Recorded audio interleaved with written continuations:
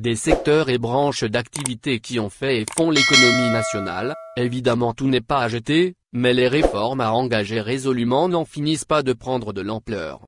Dernière en date à nécessiter qu'on s'y penche, les transports. C'est ce qu'a décidé le président de la République, dimanche, lors de la réunion du Conseil des ministres. L'autre chantier à venir allonger la liste des grands travaux à entreprendre, c'est donc celui des transports dont Abdelmadjid Tebboune a ordonné la révision. Un examen, faudra-t-il le relever, qui concernera les transports terrestres, maritimes et aériens sur la base de critères de rentabilité et de qualité des prestations, a exigé M.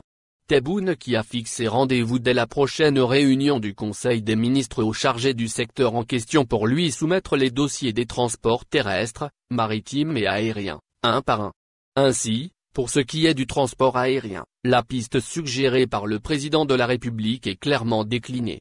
Il s'agira, en effet, de reconsidérer, de manière globale, le transport aérien et aller, en cas de besoin, à la création d'une compagnie nationale aérienne supplémentaire pour répondre à la demande, à travers une meilleure exploitation des aéroports intérieurs pour une rentabilité acceptable, et l'ouverture de nouvelles lignes internationales en vue de hisser les capacités de transport aérien national.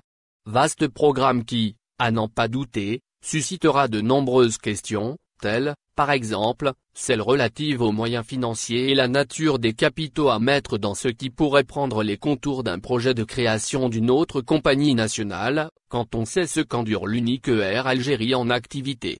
À moins qu'elle soit déjà matérialisée par des intentions clairement affirmées par des intéressés, la proposition soumise par Tebboune lui-même, la semaine dernière, de permettre aux détenteurs de capitaux privés de se lancer dans la grande aventure que constitue le transport aérien.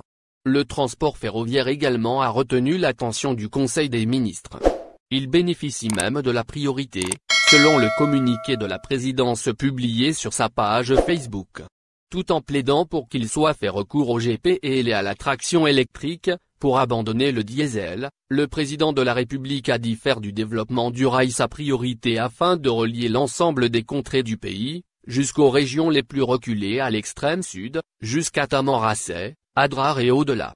Et puis, dans la perspective de la réalisation et de la mise en service du grand port centre d'El Mdania, pour lequel le transport ferroviaire permettra d'alléger la surcharge sur le trafic routier et baisser les coûts de transport des marchandises et des personnes, ce qui commande d'intensifier les contacts avec le partenaire chinois, selon le président Tebboune.